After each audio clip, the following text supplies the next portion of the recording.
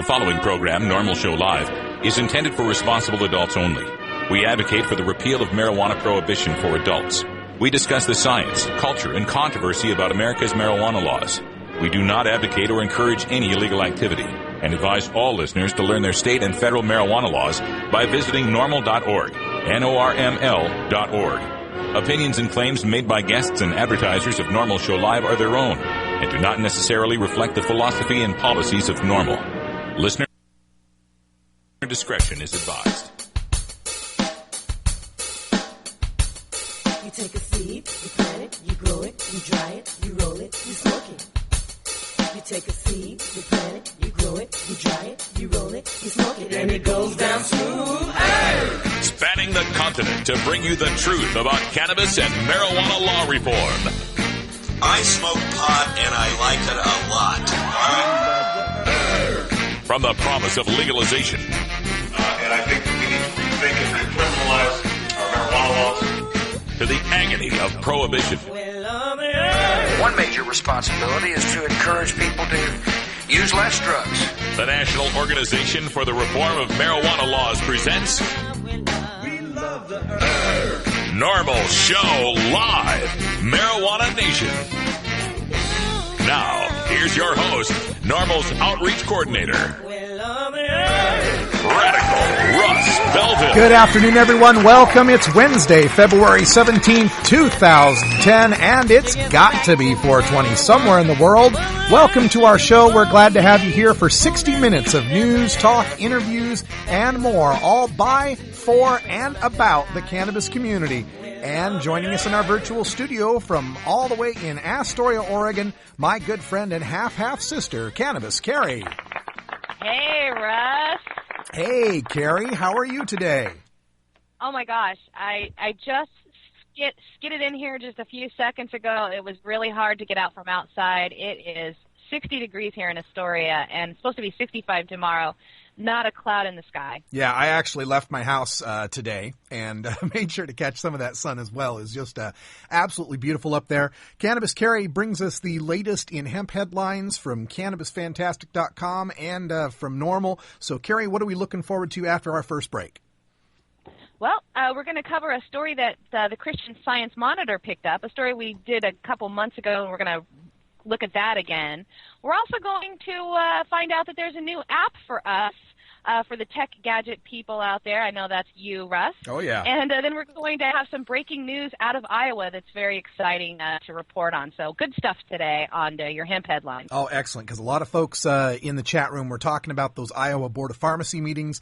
We're going to get the latest news on that from Cannabis Carrie. And if those of you in the chat want to ask any questions, just bring them up on the chat room, and we'll make sure that we get to them. Thanks a lot, Carrie. We'll be back to you right after the break. And also coming up on the show today, it is your regular dose of cannabis science with Dr. Mitch Earlywine. We'll be talking a little bit about a survey that he has out right now for veterans who suffer from post-traumatic stress disorder and whether they use cannabis and how that might help them. We'll also be taking your live chat questions for Dr. Mitch Earlywine at the bottom of the hour. Don't ask him yet. Wait till about 30 after the hour and start throwing your questions in the chat, and Carrie will cut and paste those to me so that we can get those questions asked. And at the bottom of the show, at the 45-minute mark, we'll be speaking with Howard Wooldridge. He is with Citizens Opposing Prohibition, and he's a former law enforcement officer and former head of Law Enforcement Against Prohibition. He'll be here to talk about that recent Police Magazine survey that we went over just the other day, the one that showed the police attitudes toward marijuana, medical marijuana, and legalization. Also, we might get a chance to talk to Paul Armentano. I'm not so sure about that, but we'll see how it goes. It's a pretty full show for the day. This is NORML Show Live, the voice of the Marijuana Nation. Thanks for joining us. We'll be right back after the short break with the hemp headlines.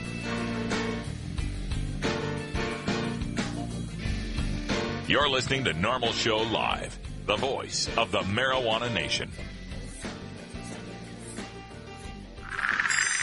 Hello, I'm Paul Stanford from the Hemp and Cannabis Foundation, or THCF. Medical marijuana is legal in 13 states today, and THCF has clinics in 8 of those states. Our doctors help qualified patients obtain an authorization for medical marijuana in their state. Patients are eligible for medical marijuana with a history of either severe chronic pain and or nausea, cancer, AIDS or HIV, hepatitis, glaucoma, seizure disorders like epilepsy, chronic muscle spasms such as multiple sclerosis or asthma, neurodegenerative diseases such as Alzheimer's, and gastrointestinal disorders like IBS or Crohn's disease.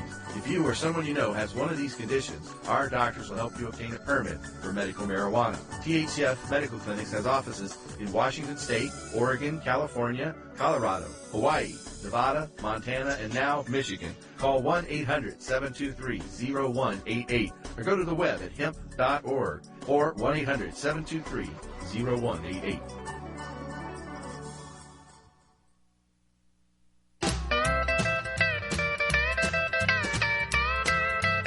When I was in England, I experimented with marijuana a time or two, and I didn't like it, and didn't inhale, and never tried it again.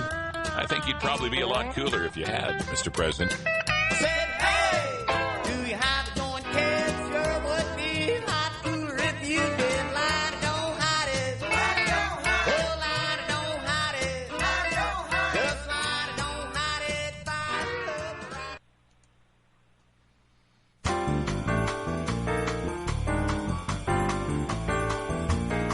up. Medical marijuana, industrial hemp, consumer cannabis. It's time for this week's NORML News with Cannabis Carrie. In a story that Russ picked up from the Christian Science Monitor and he's put up on the Stash blog, it seems that hundreds of high school-age medical marijuana patients are pushing teachers and school administrators to make new policies. Now, we covered a story last year about an Oregon high school student in Ashland that forced the administrators to make clear policies surrounding the stated drug-free school zone, all the while protecting the rights of students who are allowed to use cannabis for a medical condition. While the article in the Christian Science Monitor was less than positive about the new challenges in our changing society, the schools have policies in place to deal with the increase of prescription drugs for teens that have a high potential for abuse, such as Ritalin. One would assume that similar policies to protect both the child that uses medical cannabis and their peers would be easy to institute. This is a tough story to have to report on, too, because every time you start bringing up teenagers and the use of marijuana, people's emotions get really, really involved in the story. This does remind me, though, that this weekend at the Oregon NORML cardholders meeting, I actually got to meet a 16-year-old patient. He was there with his parents, a 16-year-old patient, and he suffers from a rare brain disorder that causes calcium deposits to form in his brain. Pretty painful, I understand, but there he was, 16, with his mom and dad, and mom and dad, were the most soccer mom and NASCAR dad looking couple you could imagine. I mean, you'd never pick them as people that would be at a medical marijuana meeting. And so this article in the Christian Science Monitor dealt with some teenagers in Ashland who were medical marijuana patients. And the one thing that really upset me about the article was the quote from a 17-year-old who said, yeah, we've known about, some of our classmates who've had medical marijuana for years. It's no big deal. A lot of them need it medically, but there's also a lot that are using it to be able to score some free weed and turn it over, to resell it. And every time I read something like that in the mainstream media, I fear about the backlash that could happen with medical marijuana if people begin to perceive it as being solely some sort of fraud or abuse, and especially when we start talking about kids. It's ironic for most patients to it's ironic for most parents to try to understand that the best way to protect their teenagers from marijuana being sold in their high schools is to legalize marijuana for everyone so that we have no profit in selling it in the schools, and the people that do sell it are licensed and sell it only to adults after checking ID.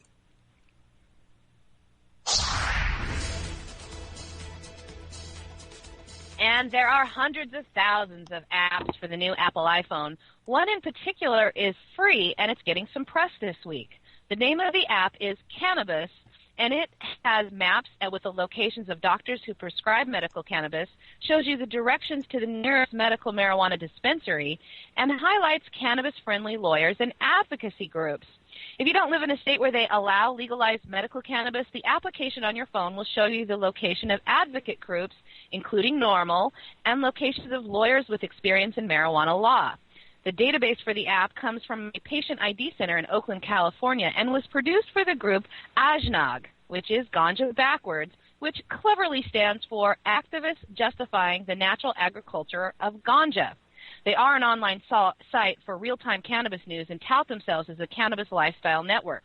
The application at one time was $3 a month, but they are now offering it free of charge and have even added features like an activist page and action alerts as well.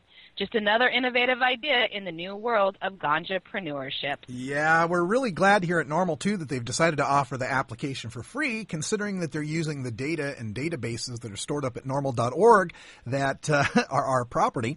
But that's good. That's fine. You know, we're about getting the information out to the people. We just wish more of those folks that were developing these applications would contact us here at NORML before they start throwing our information out all over the iPhones. We here at NORML are coming up with some iPhone applications of our own that will include our listing of the NORML Legal Committee attorneys in your local area. We'll also have the NORML information on your state penalties for marijuana cultivation, selling, and trafficking, as well as the list of NORML chapters as well. So this will be a great application once it gets out, and kudos to the folks that are building more applications to help the cannabis community.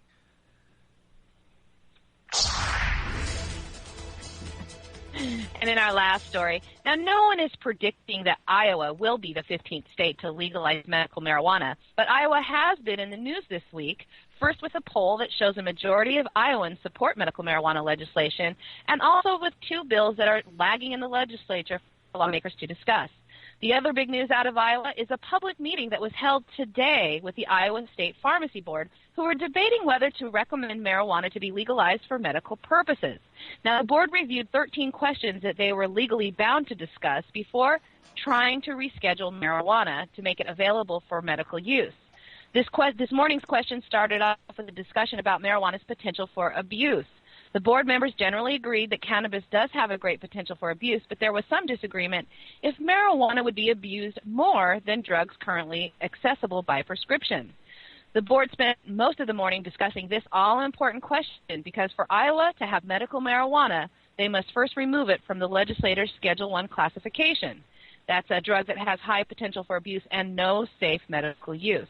The Pharmacy Board has faced this issue before in 2008 when the American Civil Liberties Union of Iowa and others petitioned the board to change the classification. At that time, the board rejected the request. It took a judge's orders in a 2009 ruling that the board must review the classification and decide whether marijuana has an accepted medical use. This time around, the advocates were lining up to testify in favor to move towards legalizing medical cannabis, and I'm thrilled to announce that just an hour ago they voted to recommend the change 6-0. Oh, wow. Now, I read through the comments as they were going up on the Internet during the live meeting, and there were hundreds for making the change, and I was unable, Russ, to even find one comment against medical marijuana available to patients. Now, the two bills that would allow medical marijuana use in Iowa did fail to meet the initial deadline to stay alive this session of the Iowa legislature. But with this new development in Iowa cannabis reform, it seems like Iowa might have a good chance with similar measures the next time around. Yeah, that's amazing here. A recommendation to reschedule cannabis in Iowa. That's a beautiful thing. And like you said, the majority of the people there not only support medical marijuana, but the majority of people everywhere in America support medical marijuana. The most recent polls we saw, 81% support for the medical use of marijuana. So, again, thanks everyone in the state of Iowa. Reverend Ray Green and the folks down there have been keeping us in touch there down in Iowa through the chat room. And folks, if you want to ask them some questions, they just may be in the chat room right now. They can tell you more about what happened in Iowa. We'll bring you some updates on that later on in the show. Thank you, Carrie, so much for your work there in the Hemp Headlines. We'll be back with her in just a moment. And at this point, let's take the opportunity to take a look at our Cannabis Community Calendar. It only comes twice a day, but I don't care. It's 420 somewhere. It's time for NORML's calendar of events, which you can find at norml.org/calendar. Coming up today, Wednesday, February 17th, Benzie County Normal in Michigan will be having their meeting in Benzonia, Michigan. You can contact Reverend Steve for details at 231-882-4496. Also tonight, there is a general meeting for CSU Fresno Normal at the Family Food and Science Building, room 216A. On Thursday, February 18th, there's a town hall meeting for Sander Levin at the at the United Food and Commercial Workers Local 876 in Madison Heights, Michigan. Also in Michigan, the Farmington Compassion Club will be meeting. For info, contact farmingtoncompassion@gmail.com. Also on Thursday night, University of New Hampshire Normal will be having their meeting at MUB 334, and Philly Normal will be having their open meeting at the A Space. Contact phillynormal.org for more information. On Friday, February 19th, it continues Medical Marijuana Week. Contact americansforsafeaccess.org/MMJ Week for more information on that. On Saturday, February 20th, Kansas City Normal is having their 420 meeting. They're getting folks together to plan for the 420 events. You can contact kcnormal.org for more information. For any of these events on the Cannabis Community Calendar, you can check it out at normal.org/calendar, and you can get your events on the calendar if you are a Normal chapter. If you're not a Normal chapter and would like to get your events read, find the chapter in your area or send me an email at stash@normal.org, and we'll be glad to help you start a chapter in your area. Now, coming up a little bit later in the show, we're going to be getting our Irie Wednesday tune from Johnny Reeferseed in Iowa. Perhaps he can tell us a little bit more about what's going on there in the Iowa Board of Pharmacy meetings. Also, at the bottom of the hour, Dr. Mitch Earlywine with Cannabis Science. Get your chat questions ready for 30 after the hour. We'll be asking him live. And then at 45 after, Howard Wooldridge from LEAP will be here. Howard Wooldridge from COP, formerly from LEAP, will be here, and we'll talk to him about what's happening in the Police Magazine survey with regards to police attitudes towards medical marijuana and marijuana legalization. It was quite surprising information, and we'll talk more about that with Howard. Now, before we take a break, I also wanted to come back to another story that we'd been talking about here at Normal, and we brought this up yesterday, and this was the raid in Denver, Colorado. This was the raid on that Robert Corey had referred to, and Agent Jeffrey Sweeten had broken in here to a caregiver who had been growing over 120 marijuana plants. His name was Chris Bartkowitz. Now, the issue with the story that I just wanted to bring up here is I don't have a problem with 120 marijuana plants, and under Colorado law, you can grow for up to 6 plants per patient, but you do have the right to grow more if it's medically necessary. Here in Oregon, you can grow up to 24 plants per patient, and the media story doesn't really tell us whether the plants were seedlings or full or whatever. So I'm not too upset about the plants. What I'm upset about is this Chris Bartkowitz going on the news and bragging about how he would like to earn $400,000 a year. That's right, $400,000 a year growing medical marijuana in the state of Colorado. Now, not against anyone making a living or selling medical marijuana, but come on now, $400,000 a year? President Obama makes $400,000 a year. And it's hard for me to convince people that there's the reason why a medical marijuana grower should make as much money as the president. Unless, of course, you're thinking about customer satisfaction, and maybe there might be an argument there.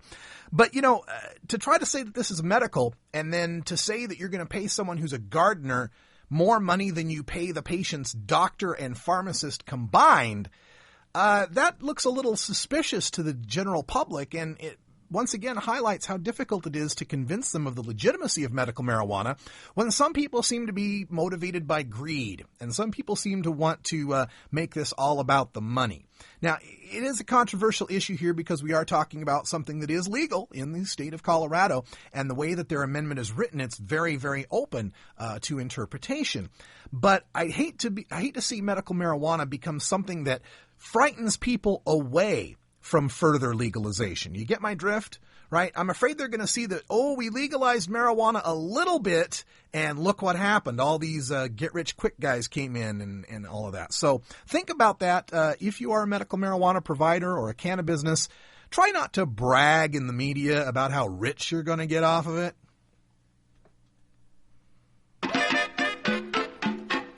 All right, that sound means it's 20 after the hour, and for our folks out on the East Coast, it's a special 20 after the hour. But you know what we say here, it's always 420 somewhere. We'll be right back. It's 20 after the hour, and we have to take a short break, if you know what I mean. Please support these sponsors who support NORML Show Live. Oh, have you ever met that funny reefer man? A reefer man. Have you ever met that funny reefer man? A reefer man. If he said he swam to China, he would sell you South Carolina. Then you know you're talking to that reefer man.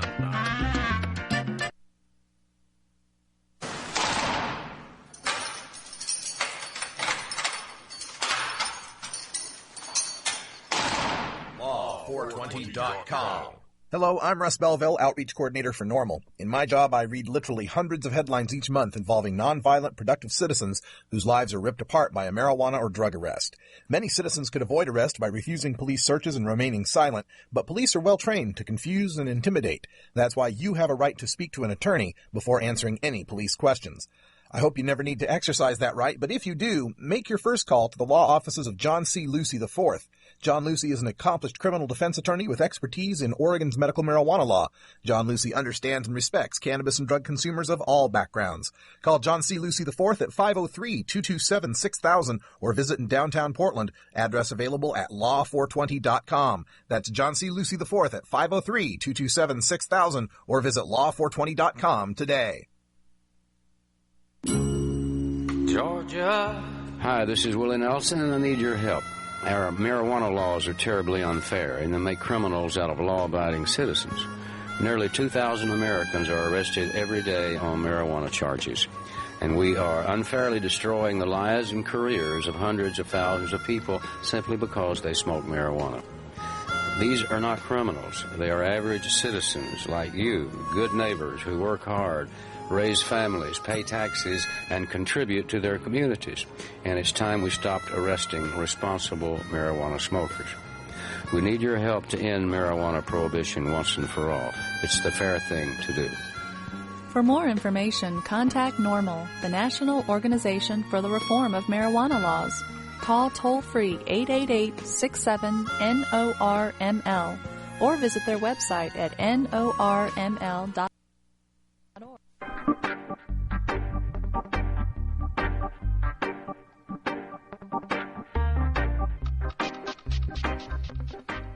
It's time for your Daily Toker Tunes, the best in 420-friendly music from all genres that uplifts, entertains, and informs the public.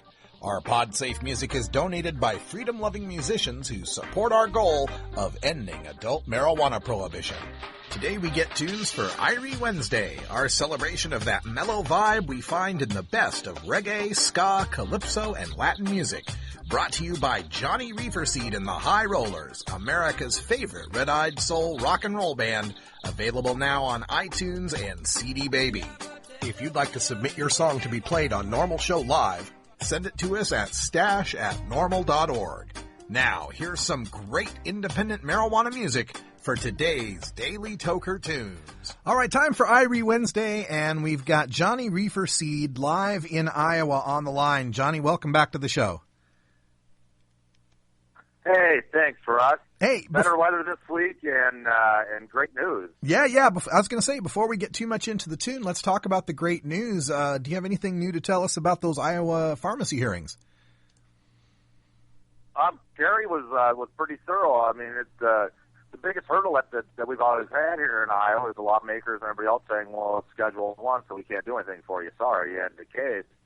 And thanks to Carl Olson and the Iowa ACLU, they put the pressure on the pharmacy board to make a decision, that they've been avoiding for a long time. So, and it looks like they made the right decision. So that's one big hurdle to get medicine legal here in Iowa. Yeah, we're very excited about that. That's great news for the state of Iowa. We're glad to see that it's finally we're getting this to take root in some of the Midwestern states. People are finally coming around to this. It's great news. Thank you so much, Johnny. Tell us about our Irie Wednesday tune for today. Okay, today's Irie Wednesday tune is from Chuck Fenda, Chuck was born in Leshorn, Whitehead on June 15, 1972 in Brooklyn, New York. He always had a special love for music, making a hobby of impersonating some of his favorite entertainers as a youngster. It didn't take him long until he decided to pursue his dream in the music business. Like many other artists, such as Richie Spice, Sizzla, and Junior Kelly, he has performed at some of the most recognized reggae concerts in the world, such as Rebel Salute, which is hosted in Jamaica. And he once performed in one of the biggest concerts in 2004 called East Fest, where artists like Richie Spice, Natural Black, Sister Carol, Queen Africa, and many more performed. Songs in most cases tell about the difficulties that confront poor people and heads of governments that fail to bring betterment to destitute people. Today's toker tune by Chuck Fenda is Guan Plant from the compilation CD I found on iTunes called High Grade Ganja Anthems. You can learn more about Chuck at www.chuckfendaonline.com, and you can purchase, he's got a lot of albums on iTunes. You can check them out. So play it away, Russ. All right, this is Guan Plant, and this will be up for download at stash.normal.org very soon. Thanks a lot, Johnny. Talk to you later. Thanks, Russ.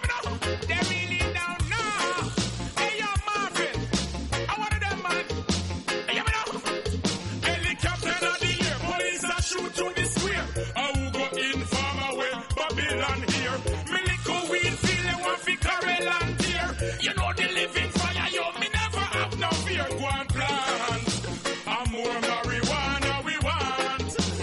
Yo, Bingy man, go and chant. At the highest grade of weed, you know we want. Alright, give me a chalice load, pass me the weed board. When me burn it off, knock it out, give me a reload. Read man from Senti, always have it plenty. 24/7 black pearl, coach, never empty. It make me pants, it make me shirt, it make me shoes. When me boil me tea in the morning, it me use. You know, say this I wanna make this 7 o'clock news. Babylon face I get bruised. Yo, go and plant, and more marijuana we want. Now you been given, go and chant. At the highest grade of weed, you know we want. Yes, farmer man, go and plant, and more marijuana we want. Yes,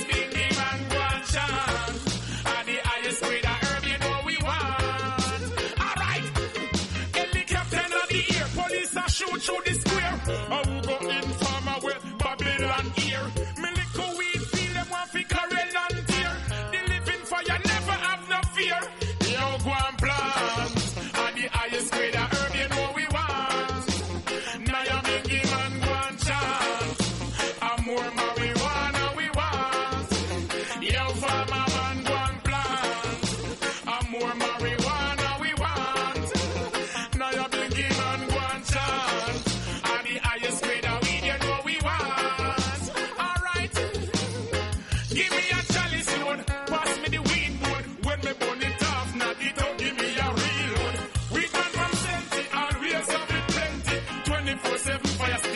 Never empty. It make me pants, it make me shirt, it make me shoes. When me boil me tea in the morning, it me use. You know, say this I wanna make this 7 o'clock news. Babylon face I get bruised. Yo, go and plant, and more marijuana we want. Now you big him and go and chant. At the highest grade of herb, you know we want.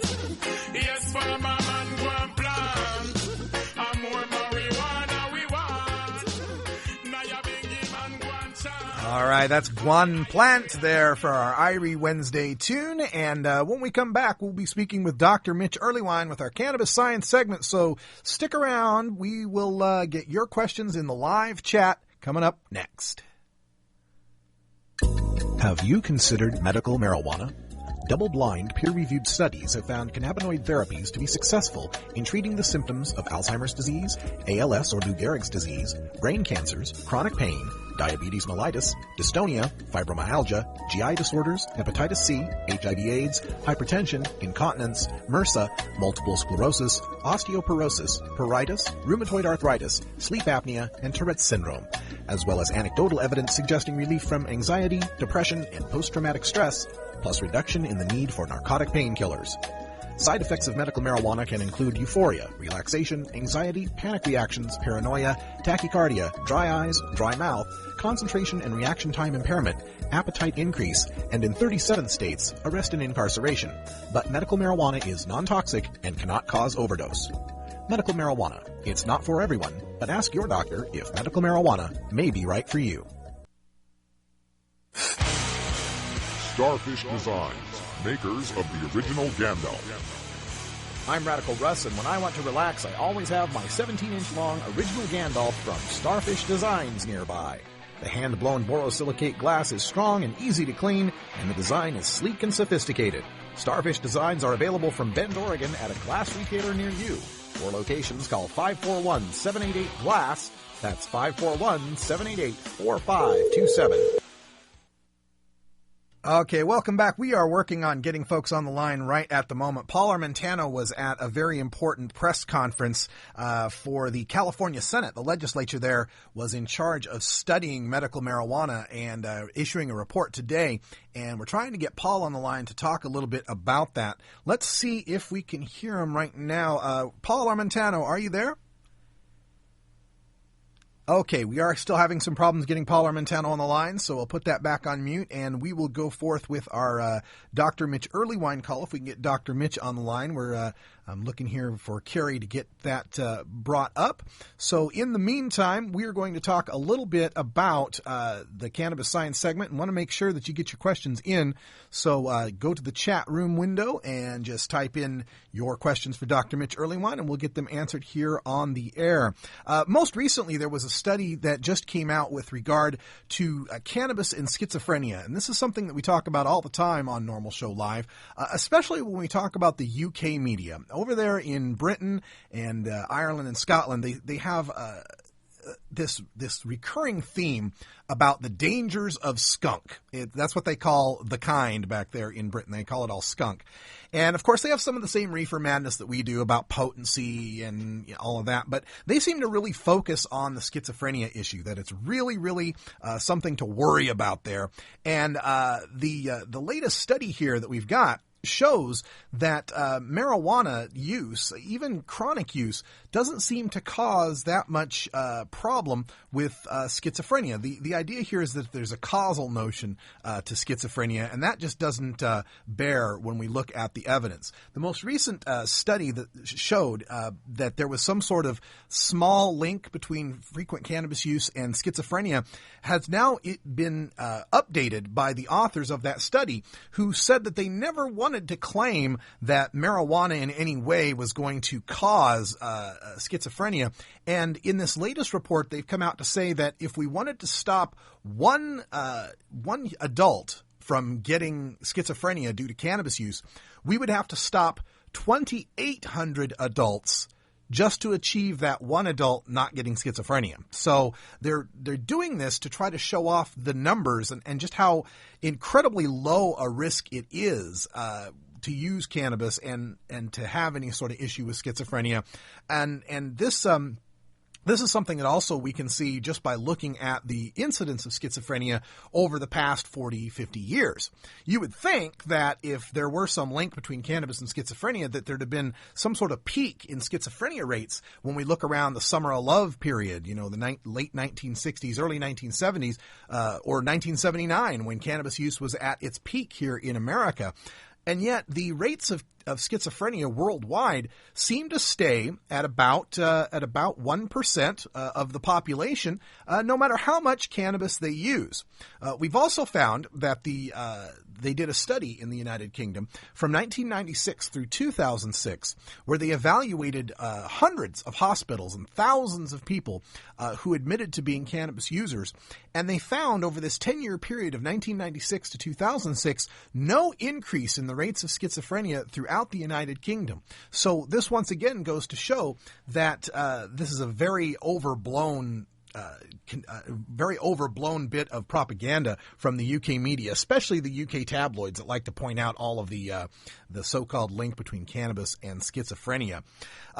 Now, this goes to say, though, that if you do have a history mental illness or schizophrenia in your history, in your background, then it would probably be best for you not to be involved with using cannabis in any way. So we're not in any way saying that it's safe. All we are saying is that this supposed link between cannabis and schizophrenia is way overblown. All right, we're going to go to the phone lines now. I think we've got everyone rounded up here on the phone. Let me see who I've got to speak to. Do we have Paul Armentano on the line? I am here, Russ. All right. Glad to have you here, Paul. I was just briefly telling people that you were at a special press conference today for the California Senate. Tell folks what that was about and what the results were. Sure. There was a press conference held today at 10 a.m., and this was to announce the results so far of a program in California known as the Center for Medicinal Cannabis Research Project. This was a project that was set up by the legislature in California in 1999 when they appropriated about $8.7 million to study the clinical safety and efficacy of inhaled marijuana for medical use.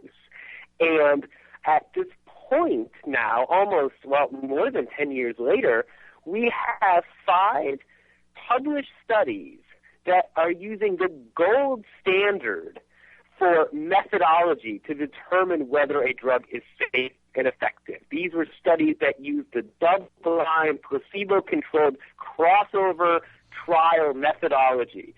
So you had patients smoking marijuana and some patients receiving placebo, and then at different points during the course of the study, patients would receive both placebo and marijuana. The investigator didn't know which one they were getting. The patient doesn't know which one they're getting, and then look at the results. And what was very interesting was that the researchers noted today that in each of these studies, the findings were very consistent. And ultimately, what they were is what advocates have been saying all along, that marijuana, at least when used in short-term duration, can be safe and effective as a therapeutic agent. Specifically, they talked about the use of marijuana to treat neuropathic pain. This is what 4 of the 5 studies specifically were investigating. And on this notion of pain relief, the researchers concluded that these results, the results of marijuana as a medicine, and this is inhaled marijuana, were comparable to the analgesic effects of the best drugs that we have out there on the market so far. And they concluded by saying that there is now good evidence that cannabis could be both an adjunct analgesic therapy or perhaps even a first-line therapy to treat symptoms of neuropathy. So I thought these were very strong conclusions, and everyone acknowledged that these are arguably the most well-designed clinical trials on the medical use of marijuana that have been performed to date. So there is going to be nobody that looks at this data and questions its results or questions the methodology. Oh, that's fantastic. And coming from the California Senate, I'm hoping that carries a little bit of weight. Paul, hang on the line with us for just a moment, and we'll bring Dr. Mitch in on the call here. Just one moment. It's time for NORML Show Live's Cannabis Science with Dr. Mitch Earlywine. Dr. Earlywine is an associate professor of psychology at the State University of New York at Albany. Now, open wide and say, ah. Here's your dose of cannabis science. All right, this is a kind of an interesting situation. We've got Paul still on the line, and now joining us is Dr. Mitch Earlywine from New York. Dr. Mitch, welcome back. Great to be here. I know you were listening to what Paul was going over with that press conference and that study. Did you have any more comments you'd like to add regarding their findings? I just wanted to emphasize that the size of these effects are really good, too. So it's not that there's a modest improvement in this neuropathic pain with the cannabis. It's really a meaningful difference. And it's easy for us to make light of this kind of thing, but if you're, in pain in this form, it can be incredibly debilitating. It's an outrageous distraction. It can keep you from your work. It can keep you from sleeping. And this can really be a huge contributor to well-being for these folks. And the fact that the results have been so consistent and that this report was so candid is a real delight to me. Excellent. And Paul, we're going to get into the question and answers with our chat room here in just a second with Dr. Mitch Earlywine. Before I let you go, Paul, I just wanted to ask you about this this study. Did it seem like the California Senate, these legislators, were reluctant to do the study? Whose idea was it to put this bill forward, and how much support did it get to go forward? That's a great question.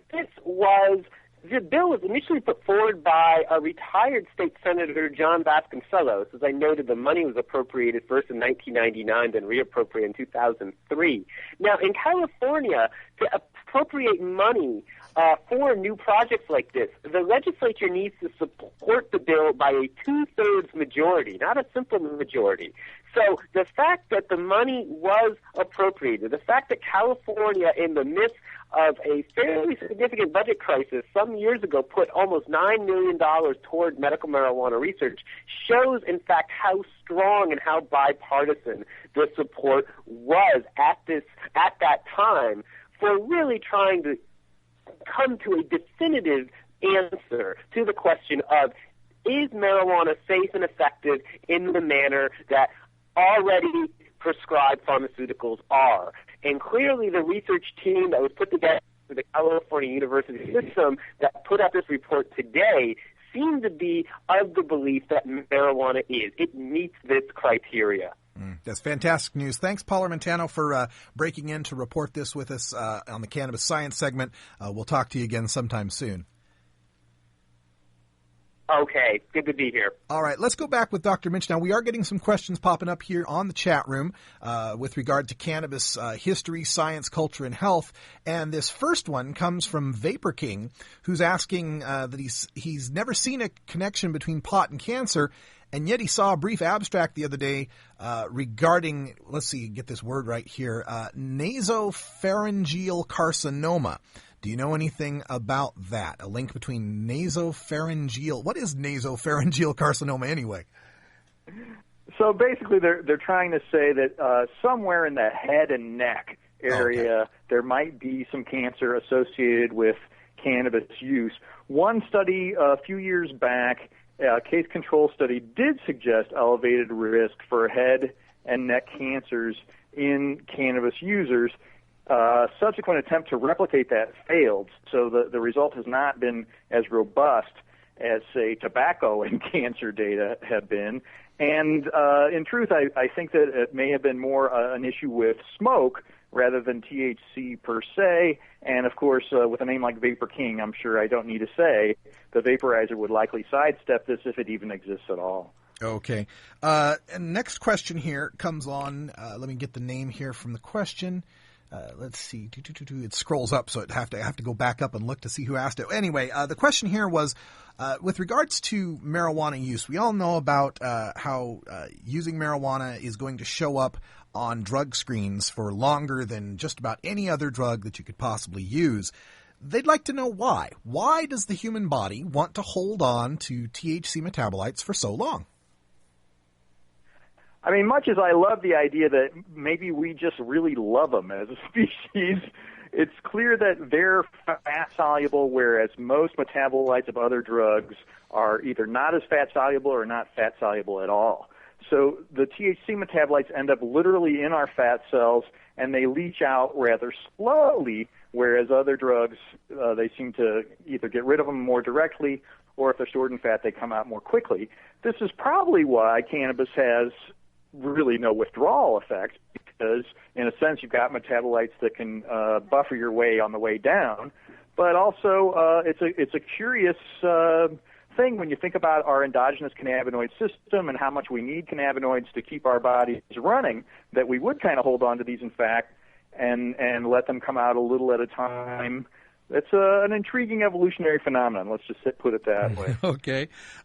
Next question here. This is a question on the best ways to ingest marijuana besides smoking for someone who is dealing with neuropathic pain. The clincher here is to turn to either tinctures or edibles if you're not willing to vaporize or smoke. And the issue is always one of dosage, and it requires a little experimentation and an understanding that orally administered cannabis takes a long time to have its impact. So if you're accustomed to smoking and noticing effects within seconds, with orally administered cannabis, you have to think in that 90-minute to 3-hour range and really get a feel for a regular source and a regular dosage.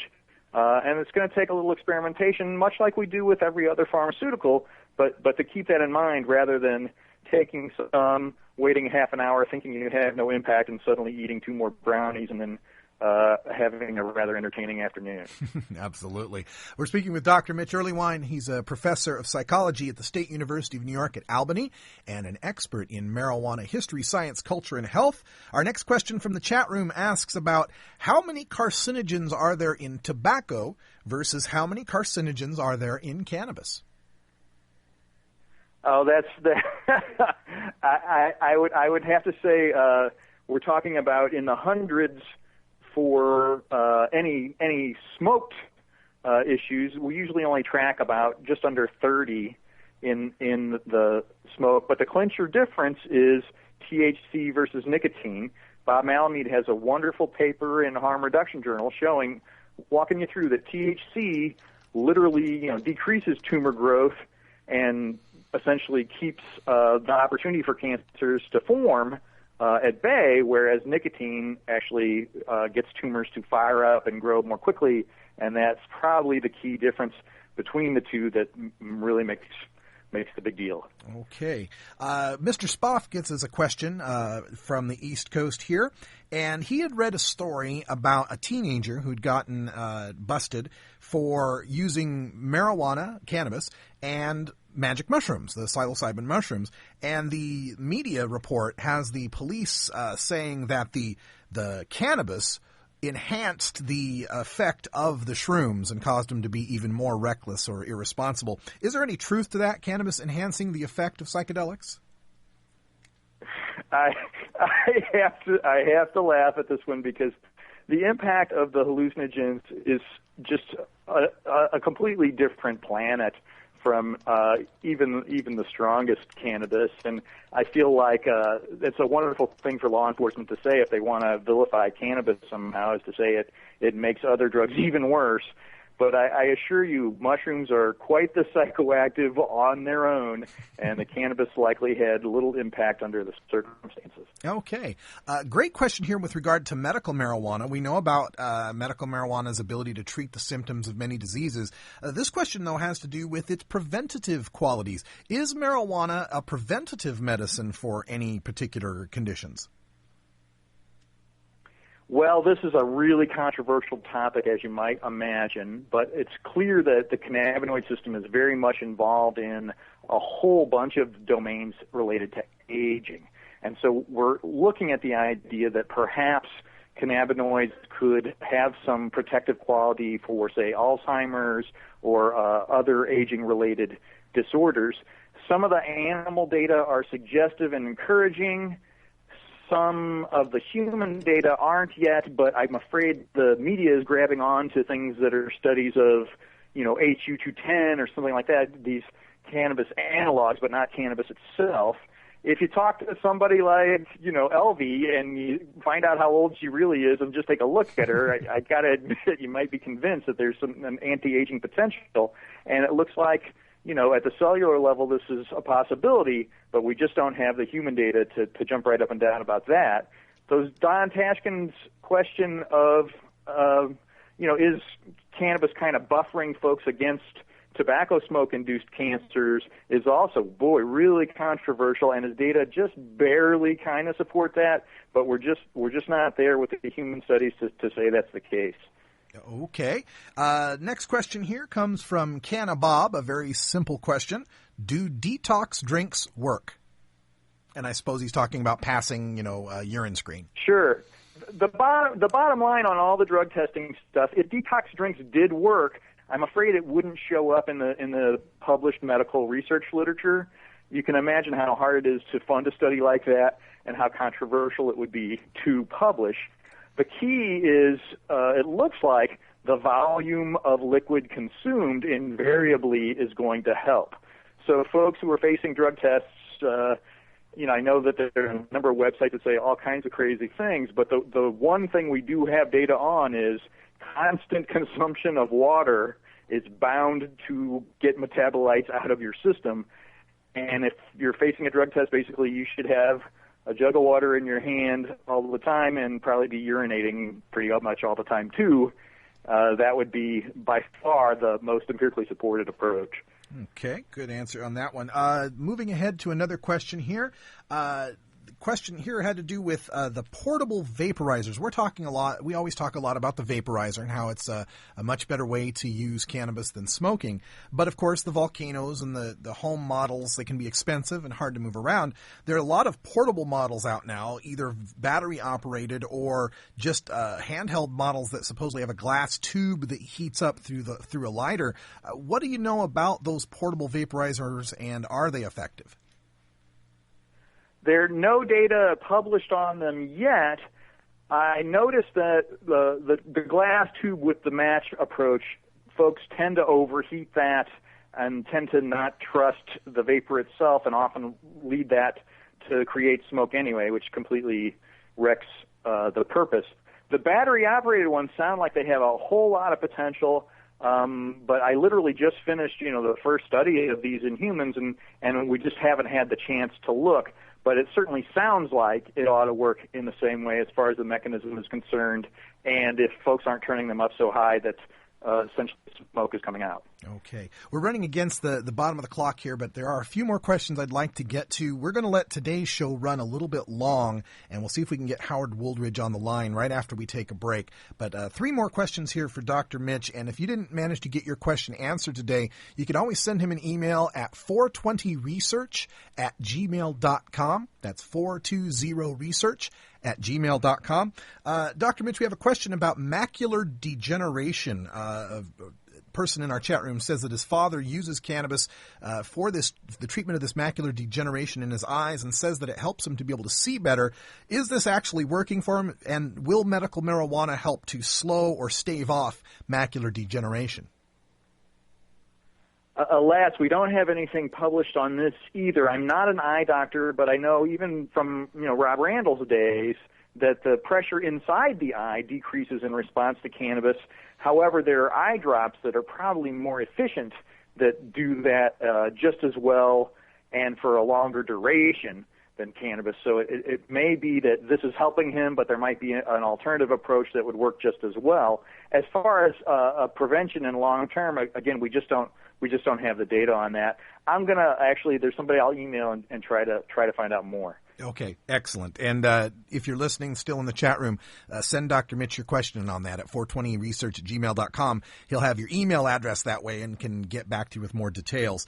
A couple more questions here. Rainbow Family has a question about our cannabinoid receptor system that we've recently discovered, that we have our own endocannabinoid system in our body, and that cannabis mimics a lot of those endocannabinoids and responds to those receptors.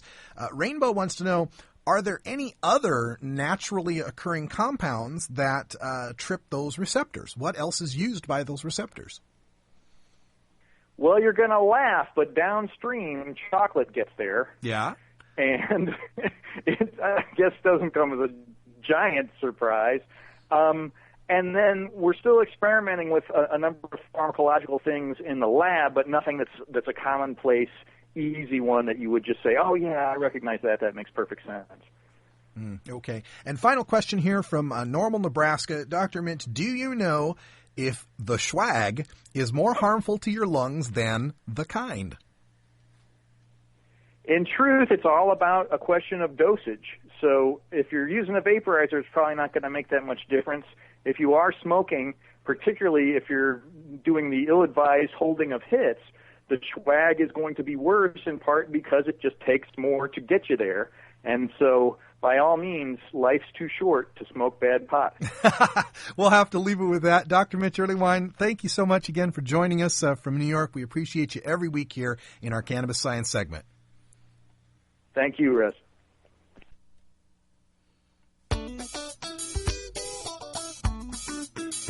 Don't touch that dial. We'll be right back after a word from these 420 friendly sponsors. Wait a minute. This is Internet radio. There are no dials here.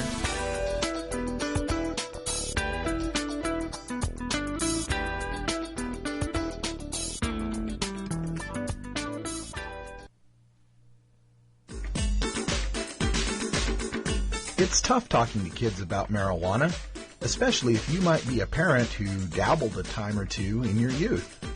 So to help you out, get your copy of Dr. Mitch Earlywine's latest book, A Parent's Guide to Marijuana.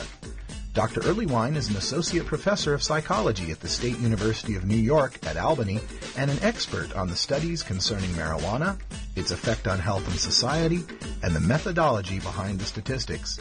He is a frequent guest here on our daily audio stash. Dr. Earlywine lays it all out without the propaganda and scare tactics that parents know won't work with teenagers. He presents a rational understanding of cannabis, what it is and what it isn't, and why kids shouldn't be using marijuana. You can order today through Amazon.com or check our links at our blog, stash.normal.org.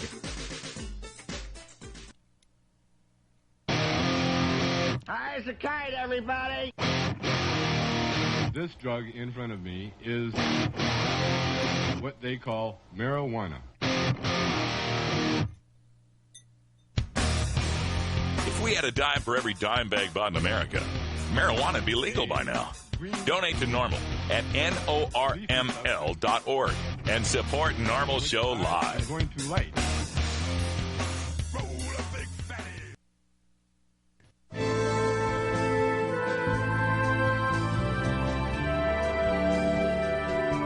Legalization, decriminalization, lowest law enforcement priority, medical marijuana, ganja sacrament, consumer cannabis, industrial hemp. The world of marijuana law reform involves many different aspects of cannabis that intersect nearly every public policy discussion in America, including healthcare, the economy, global climate change, law enforcement and prisons, immigration, religion, free speech, energy policy, and war. Now we take a look at how re-legalizing marijuana will change the world in our normal daily audio stash, Cannabis Conversations. All right, we're joined now on the telephone by Howard Wooldridge from Citizens Opposing Prohibition. And Howard, welcome to the show. Hey, thanks for having me. I appreciate it. Before we get too far into the conversation, let's give folks a way of contacting your organization, Citizens Opposing Prohibition. Well, the website is exactly that, citizensopposingprohibition.org. And from there, my email's there and a phone number. And if you have any questions or concerns as it relates to mostly what we're doing here in Washington, D.C., please call with your ideas, write me your suggestions. All right. Citizens Opposing Prohibition, of course, the acronym comes up as COP, and that's part of your background. Tell folks about your background as a law enforcement official. Well, I was 18 years a police officer in the Lansing, Michigan area. The last 3 as a detective. I worked the trenches of the drug war during the 70s, 80s, and 90s. Saw it up close and personal, and realized from the very first day that especially marijuana, the no-brainer, was a complete waste of our time. And it was discouraging to see so many of my colleagues, especially in the 80s and 90s, switch from going after a drunk driver or reckless driver to the easy marijuana bust. Yes, and we've got a picture of you up on our web screen right now, and you've got the iconic T-shirt up, Cops Say Legalize Pot, Ask Me Why. And a lot of other folks will recognize the shirts around town. Sometimes it'll say Cops Say Legalize Drugs, Ask Me Why. Why the difference in your messaging now with Cops Say Legalize Pot? Well,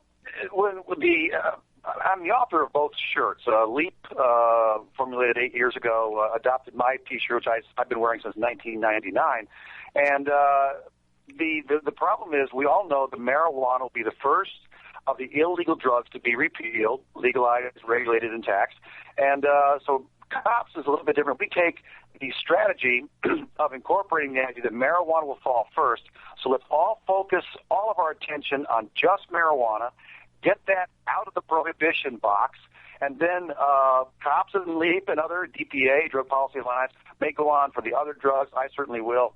I'm tired of teenagers having a job option to sell crack off sidewalks, which gets them shot every day. Yeah. But we'll worry about that after we repeal marijuana prohibition. I think that's an interesting point, too, is that I always make the point that one of the problems with marijuana legalization is that it's been illegal for so long that the general public just can't even imagine it. They can't even imagine what it'd be like to have legal marijuana. So when you try to get them to imagine legal crack or heroin or meth, they really freak out. So if we can get them to understand and if we can demonstrate with the legalization of marijuana that it really does solve the problems that are associated with prohibition, then I think it will open the door to a more rational discussion of other drugs. Is that something that you would agree with?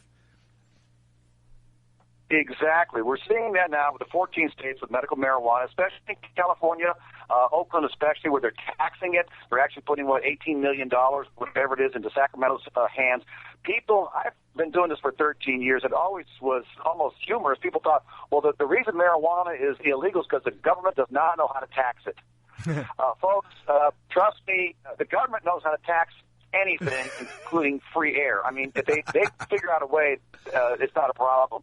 But really, medical marijuana has led the charge here to show America that when you legalize, regulate God's medicine, the sky doesn't fall in. In fact, good things happen as opposed to bad.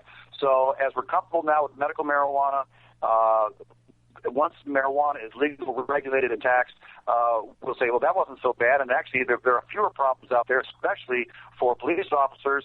What else can we legalize, regulate, tax, and not have the sky fall in? Absolutely. We're talking with Howard Wooldridge from Citizens Opposing Prohibition. And I wanted to talk to you. The reason I wanted to get you on the show specifically today is over the past week, I've been discussing a survey that came through Police Magazine from June 2009. And it was a survey on police attitudes toward legalization. And the attitudes of police officers greatly differed from those of the general public. For example, the general public supports medical marijuana 81%, but police only support it 55%. The general public supports outright legalization from 44 to 53%, but only 26% of the police supported marijuana legalization.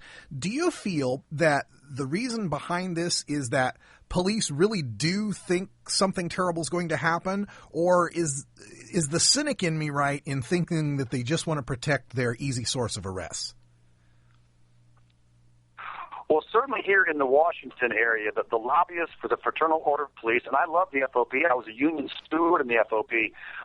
When I talked to their leader, Jim Pascoe, a couple of years ago when I first got here, excuse me, he said, look, Howard, I can't support what you're doing because I'm looking out for the paychecks of 326,000 FOP members. Mm-hmm. And he stopped right there.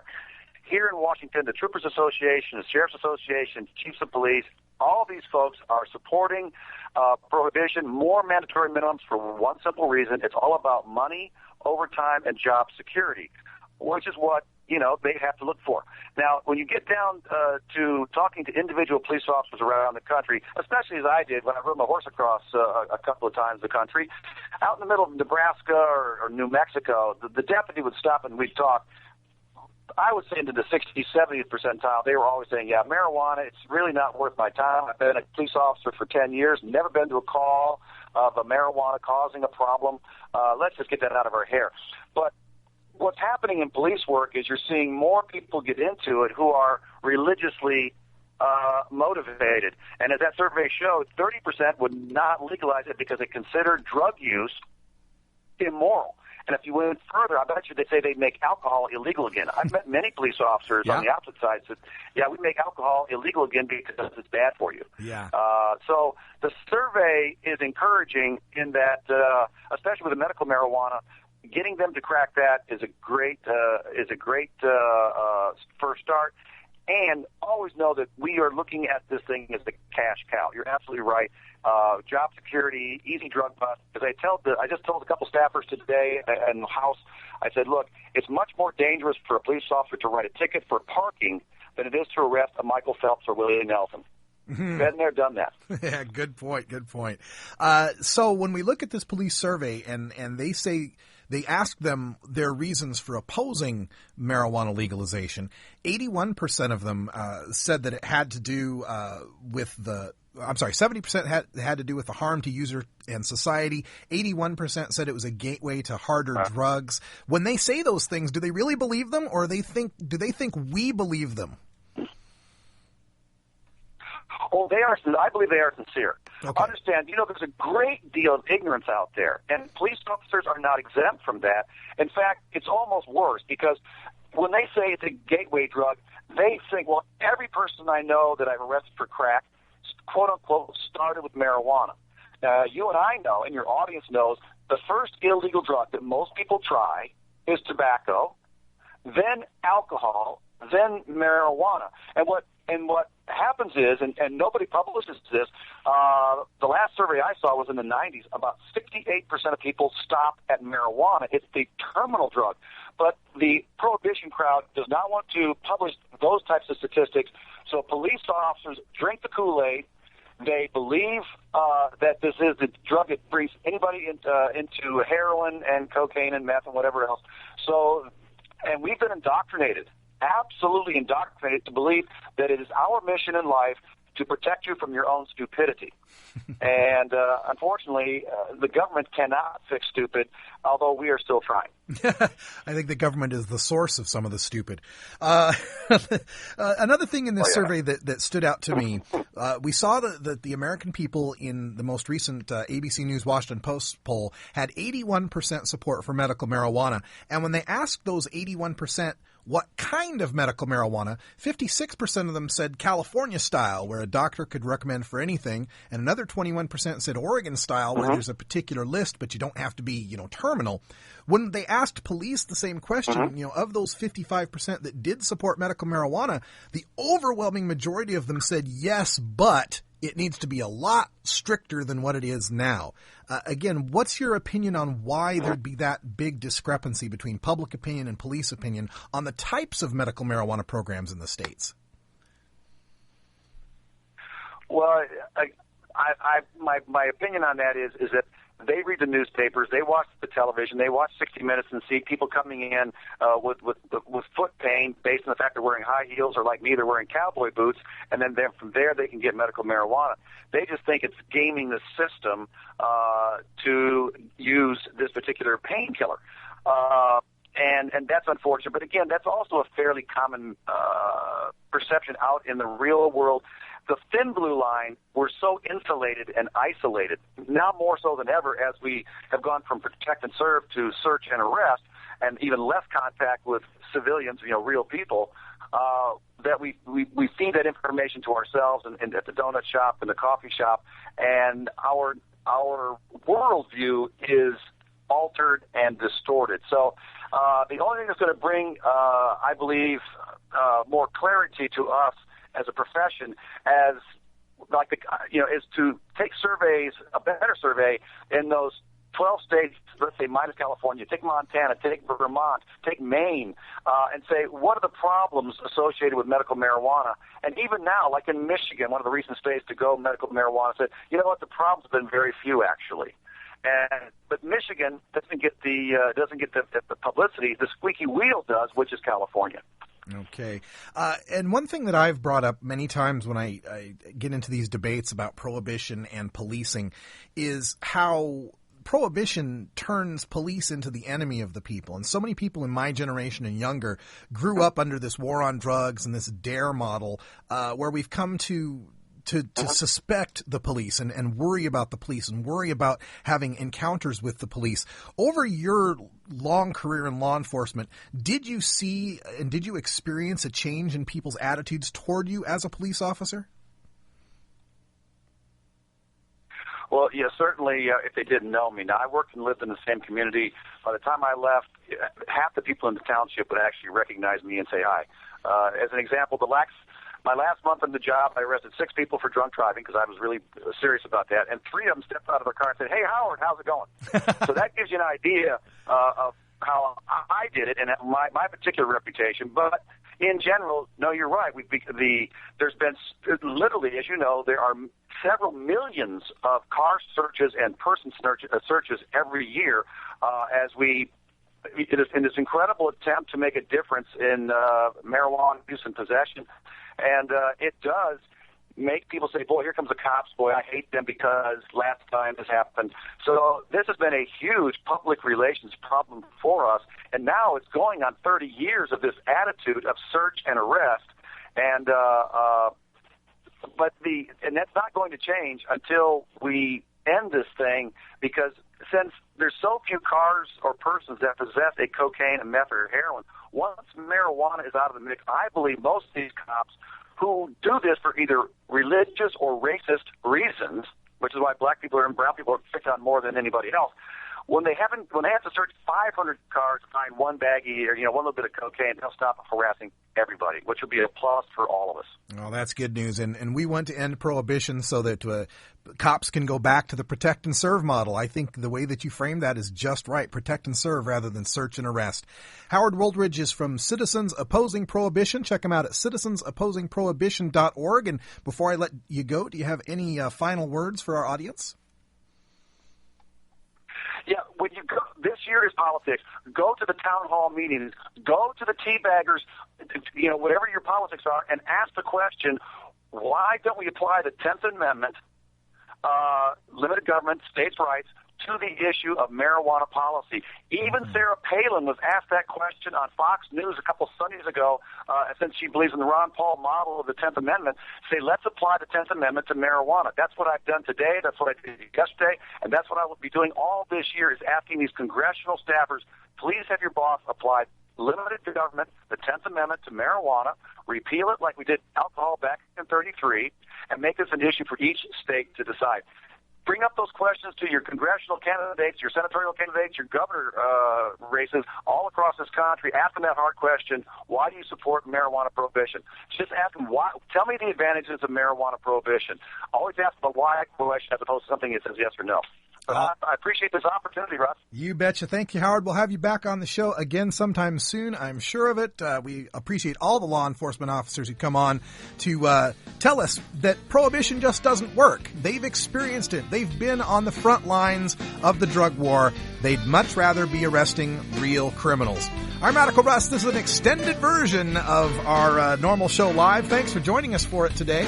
And tomorrow we'll be back with Terry Joyce and your Groovin' Thursday tunes. For Cannabis Carry and everyone here at NORML, thanks for listening to NORML Show Live every weekday, 1 o'clock Pacific Time. And until next time, take care of each other, tokers.